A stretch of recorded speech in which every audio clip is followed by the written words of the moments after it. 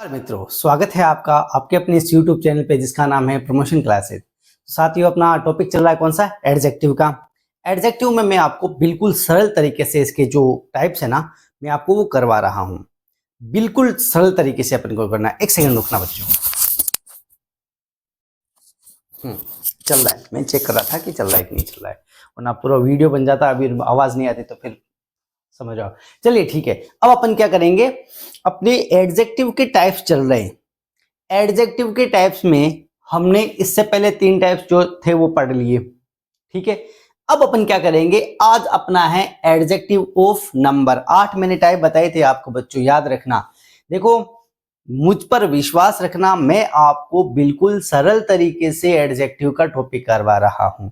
सबसे पहले हम बिल्कुल सरल का इसका जो पार्ट है सरल वाला वो कर लेंगे, फिर इसके संबंधी जो नियम है, रूल्स है, वो भी बीच में या फिर लास्ट में अपन करते जाएंगे। एडजेक्टिव का टॉपिक आपका इस प्रकार से कराऊंगा बच्चों कि फिर आपको दोबारा पढ़ने की जरूरत नहीं पड़ेगी कभी भी, ये मेरा वादा है। तो चलिए अपन शुरू करते हैं आगे का। तो बच्चों, आज का अपना है adjective of number. Adjective of number मतलब संख्या से संबंधित, संख्यावाचक। ऐसे मान लो संख्यावाचक है, संख्यावाचक, ठीक है, संख्यावाचक। एडजेक्टिव नंबर से संबंधित, उसको न्यूमेरिकल या फिर एडजेक्टिव ऑफ नंबर कहते हैं, ठीक है। अब ये इसमें ज्यादा तो कुछ बताने की जरूरत नहीं है, सिर्फ इतना समझ लो कि संख्या जितनी भी आती है, संख्या जितनी भी आती है, 1 2 3 4 5, ये तो संख्या होगी। फर्स्ट सेकंड थर्ड, ये भी संख्या ही होती है, अपने आप में संख्या ही होती है, तो ये भी संख्यावाची में आती है। एडजेक्टिव ऑफ नंबर में भी आती है, नंबर में ही आती है। इसके अलावा एक और मैं आपको चीज समझा देता हूं। देखो बच्चों, तो एडजेक्टिव ऑफ नंबर के 2 टाइप होते हैं। कितने टाइप होते हैं बच्चों? 2 टाइप के होते हैं। एक तो होते हैं डेफिनेट, जिसको अपन निश्चित बोलते हैं। क्या बोलते हैं बच्चों? निश्चित संख्यावाची। एक होते हैं इनडेफिनेट, अनिश्चित संख्यावाची। अनिश्चित संख्यावाची, अनिश्चित संख्यावाची भी क्या होता है क्या सर? होता है। देखो, निश्चित संख्यावाची का मतलब देख लो, और मतलब निश्चित संख्यावाची मतलब डेफिनेट, अनिश्चित मतलब इनडेफिनेट। अब इन दोनों को समझ लो, छोटी सी, मैं एकदम बिल्कुल छोटे से पार्ट में इसको समझा दूंगा। डेफिनेट का मतलब जो डेफिनेट संख्या होती है ना, बिल्कुल एकदम क्लियर एग्जैक्ट जो होता है ना नंबर, उसको बोलते हैं डेफिनेट नंबर। जैसे 4 कार्ड्स में 4 क्या है बच्चों? एडजेक्टिव है, एडजेक्टिव ऑफ नंबर है। कौन सा है? डेफिनेट है, ठीक है। डेफिनेट मतलब 4 मतलब एकदम बिल्कुल आपको पता चल रहा है ना, एग्जैक्ट 4 है, ठीक है। और ये फर्स्ट सेकंड थर्ड से भी अपन को पता चलता है। फर्स्ट बॉय सेकंड बॉय, अपन बोलते हैं ना, first boy second boy third boy, first class second class third class. तो इससे अपन को पता चल रहा है पर्टिकुलर कौन सी क्लास है, फर्स्ट है सेकंड है थर्ड, अपन को पता चल रहा है। समझ में आ रहा है ना? तो ये तो किसमें आता है बच्चों? ये डेफिनेट एडजेक्टिव में आता है, डेफिनेट एडजेक्टिव में, ठीक है। डेफिनेट न्यूमेरिकल एडजेक्टिव में, ठीक है। दूसरा है अपना इंडेफिनेट। कौन सा बच्चों? इंडेफिनेट। इंडेफिनेट में आता है फ्यू बुक्स, सेवरल, मतलब फ्यू मतलब कुछ किताबें। कुछ किताबें तो कितनी भी हो सकती हैं। हम जैसे बड़ी लाइब्रेरी है तो उसके अंदर 50 किताबें होंगी, तो वो भी कुछ ही मानी जाएगी। और छोटा सा कमरा है तो उसके अंदर अगर 50 किताबें हैं तो वो सेवरल मानी जाएगी। क्या मानी जाएगी? सेवरल मतलब कई सारी किताबें, वहां पर बहुत सारी किताबें। समझ गए ना मेरी बात? तो फ्यू का मतलब अलग अलग जगह पे, कहीं पे ज्यादा हो जाता है, कहीं पर कम हो जाता है। समझे मेरी बात? जैसे मान लो फ्यू का मतलब अलग अलग पर्सपेक्टिव से अलग अलग होता है। तो फ्यू का मतलब वैसे तो कम ही होता है, फ्यू का मतलब वैसे कम होता है। अब कितना कम है वो नहीं पता, तो इस प्रकार से ये अनिश्चित हो गई ना संख्या, ये अनिश्चित हो गई। अनिश्चित को इंग्लिश में क्या कहते हैं? इंडेफिनेट कहते हैं। तो इंडेफिनेट के लिए कौन कौन से आते हैं? फ्यू आगे, सेवरल आगे, नो आगे, जो मैंने आपको इससे पहले पढ़ाया था ना, याद करो, इससे जस्ट पहले मैंने आपको पढ़ाया था, जो एडजेक्टिव पढ़ाया था वही एडजेक्टिव है। क्या है बच्चों? ये इसके अंतर्गत आता है। जैसे उसका था क्वांटिटी वाला, वो जो मैंने आपको पढ़ाया था ना, क्वांटिटी, एडजेक्टिव ऑफ क्वांटिटी, वही न्यूमेरिकल का ही टाइप होता है। एडजेक्टिव ऑफ क्वांटिटी न्यूमेरिकल का ही टाइप होता है बच्चों, ठीक है ना। न्यूमेरिकल का टाइप होता है। न्यूमेरिकल में देख लो, जो इंडेफिनेट न्यूमेरिकल है ना, वही कौन सा होता है? क्वांटिटी से रिलेटेड होता है। हालांकि ये भी क्वांटिटी से रिलेटेड है, क्वांटिटी से रिलेटेड ही है। 4 5, भाई वो कितनी रोटी खाता है? 5 रोटी खाता है, तो 5 क्वांटिटी होगी ना। तो क्वांटिटी से ही संबंधित ही न्यूमेरिकल होता है, मतलब क्वांटिटी होगी, फिर क्वांटिटी का टाइप ही क्या होता है, न्यूमेरिकल होता है। आ गया समझ में? ठीक है, आगे चलते हैं। ठीक है, तो बच्चों आपने अभी तक ये सीखा कि एडजेक्टिव ऑफ नंबर कितने प्रकार के होते हैं, दो प्रकार के होते हैं, एक तो डेफिनेट, एक इनडेफिनेट। डेफिनेट का मतलब जो सीधी सीधी संख्याएं होती है ना, उनको अपन डेफिनेट नंबर कहते हैं। फर्स्ट सेकंड हो गया, 4 5 6 हो गया, 100 हो गया, ठीक है ना। इंडेफिनेट क्या होते हैं? इंडेफिनेट भी नंबर, एडजेक्टिव नंबर के अंदर ही आता है। इनमें कौन कौन से होते हैं? फ्यू हो गया, सेवरल हो गया, नो हो गया। समझ में आ गया ना आपको, जो इससे पहले आपने पढ़ा था। आ गया समझ में? तो बच्चों ये इतना पार्ट आपको समझ में आ गया एकदम इजीली। अगर एक बार समझ में नहीं आया तो एक बार वापस इस वीडियो को वापस से देखो, आपको बिल्कुल समझ में आ जाएगा, बिल्कुल आसान भाषा में समझाया। अब एक चीज बच्चों, बहुत ही इंटरेस्टिंग चीज मैं आपको बताने जा रहा हूं। ये चीज है बच्चों, सब टाइप्स ऑफ न्यूमेरिकल। ये न्यूमेरिकल जो एडजेक्टिव है ना, इसके सब टाइप्स कौन से होते हैं बताता हूं। बहुत ही गजब का टॉपिक है, समझो। न्यूमेरिकल के सब टाइप्स होते हैं बच्चों, कार्डिनल और ऑर्डिनल। कौन कौन से होते हैं? कार्डिनल और ऑर्डिनल। सर ये कार्डिनल ऑर्डिनल कौन से होते हैं? चलो बच्चों, आपने कार्डिनल ऑर्डिनल का नाम तो नहीं सुना, आपने ये तो सुना है ना 1 2 3 4 5 6 7 8 9, ये तो सुना है ना। तो ये जो 1 2 3 4 5 होता है ना, इसको बोलते हैं कार्डिनल। कौन से नंबर होते हैं? ये कार्डिनल नंबर होते हैं। कौन से? कार्डिनल नंबर होते हैं। और ये first second third fourth fifth second sixth eighth, ये जो होते हैं ना, इनको बोलते हैं ऑर्डिनल नंबर। कौन से? ऑर्डिनल। तो कार्डिनल ऑर्डिनल किसके सब टाइप है? न्यूमेरिकल के सब टाइप से। ठीक है, इतना समझ में आ गया? आगे बढ़े, चलिए आगे बढ़ते हैं।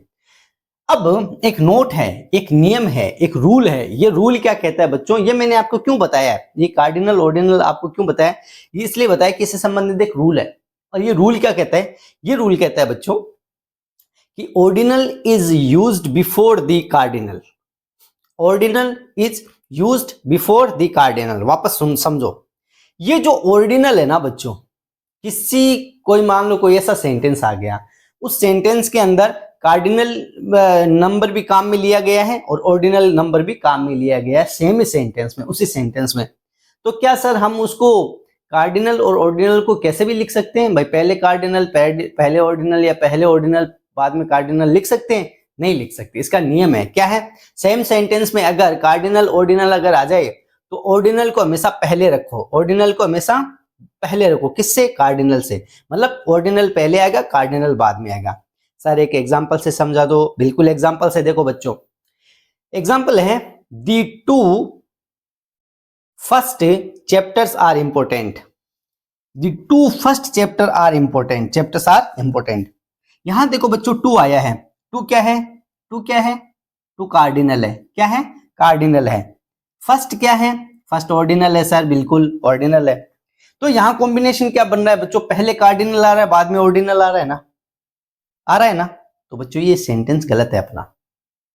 एग्जाम में ऐसा आ जाए the two first chapters are important, क्या ये लाइन सही है? तो अपन क्या, सही है, क्या दिक्कत है? टू आ गया, फर्स्ट आ गया, कहां दिक्कत है? कोई मुझे तो कुछ नहीं लग रहा, लेकिन है। जब आप जीके सर की क्लास में पढ़ोगे ना, तो आपको पता चलेगा कि सर इसके अंदर दिक्कत है। दिक्कत ये है कि यहाँ कार्डिनल पहले आ रखा है, ऑर्डिनल बाद में आ रखा है, जबकि नियम ये कहता है कि ऑर्डिनल पहले आता है, कार्डिनल बाद में आता है, जैसा मैंने सेकंड वाले सेंटेंस में लिख रहा है। तो फर्स्ट वाला सेंटेंस तो अपना गलत है। सेकंड वाला देखो कैसे है, the first two chapters are important. इसमें क्या चेंज किया सर आपने? चेंज सिर्फ इतना ही किया है कि ऑर्डिनल को पहले लिख दिया, कार्डिनल को बाद में लिख दिया, और यही अपना रूल कहता है। तो रूल के हिसाब से चलेंगे तो अपना सवाल एकदम सही होगा। तो रूल के हिसाब से ये अपना सही है, the first two chapters are important. अब समझ में आया आपको? कहीं भी आपको देखने को मिले, कहीं भी आपको देखने को मिले, चाहे किसी किसी सेंटेंस में ऐसे होता है बच्चों कि दो कार्डिनल आ जाते हैं, एक ऑर्डिनल आ जाता है, उस स्थिति में भी ऑर्डिनल को पहले लिखो, कार्डिनल को बाद में लिखो। समझ में आ गया ना आपको मैं क्या कहना चाहता हूं? हमेशा ऑर्डिनल पहले आना चाहिए, कार्डिनल बाद में आना चाहिए, इतना सा याद रखो बस आप। ठीक है, समझ में आया बच्चों?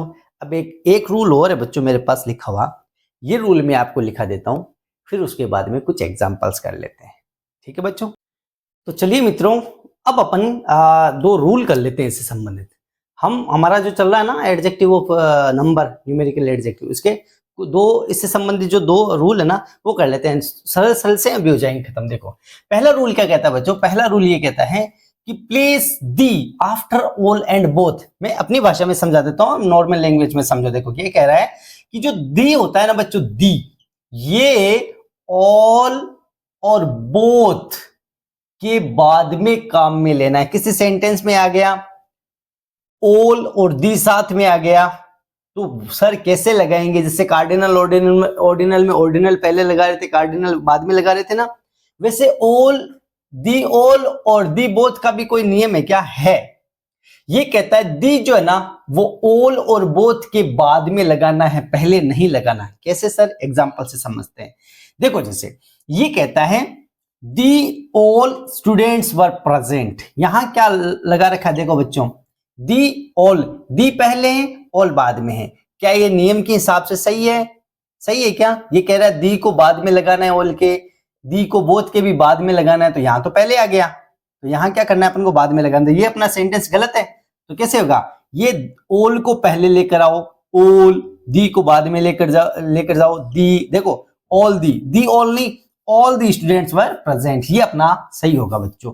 All the present, all the student सही होगा, दी ऑल स्टूडेंट सही नहीं होगा। वैसे ही बोथ को लेकर जो है अपना स्टेटमेंट है, रूल है, वो ये कहता है दी बोथ, गलत हो गया सर। कैसे हो गया? दी पहले आ गया सर। अच्छा, तो कहां आना चाहिए? दी बाद में आना चाहिए सर, बोथ पहले आना चाहिए, बिल्कुल सही है।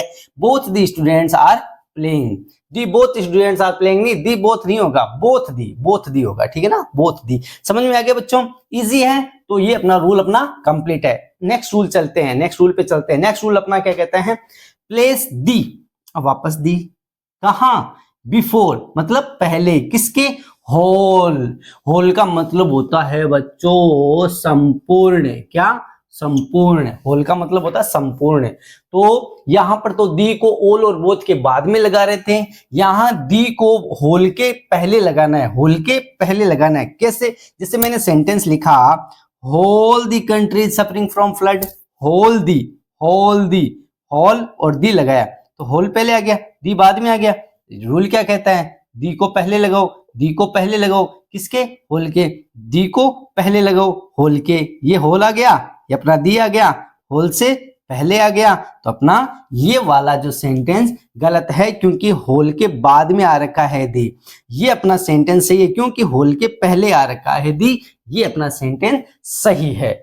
चलिए बच्चों, तो आपको ये दो रूल कैसे समझ में आए, कितने समझ में आए, मेरे को कमेंट बॉक्स में जरूर बता देना। अपना बिल्कुल छोटा सा वीडियो जिसके अंदर आज हमने एडजेक्टिव ऑफ नंबर पढ़ा है बच्चों। कैसा लगा? कमेंट बॉक्स में कमेंट करते रहिए अच्छे, और वीडियो को ज़्यादा से ज़्यादा शेयर करते रहो। काफ़ी दिनों से अपना जो YouTube चैनल है वो एक फिक्स 340 के लगभग ये अपना अटका हुआ है। सब्सक्राइब है, इसको सब्सक्राइब भी बढ़ाओ इसके, और ज़्यादा से ज़्यादा मैं आपके लिए, क्योंकि आप सब्सक्राइबर बढ़ाओगे और कमेंट करोगे ना, तो मुझे ज़्यादा मोटिवेशन मिलेगा, मैं और ज़्यादा आपके लिए वीडियो लेकर आता रहूँगा दोस्तों। चलिए बच्चों, आज के लिए बस इतना ही। तब तक के लिए जय हिंद, जय भारत दोस्तों।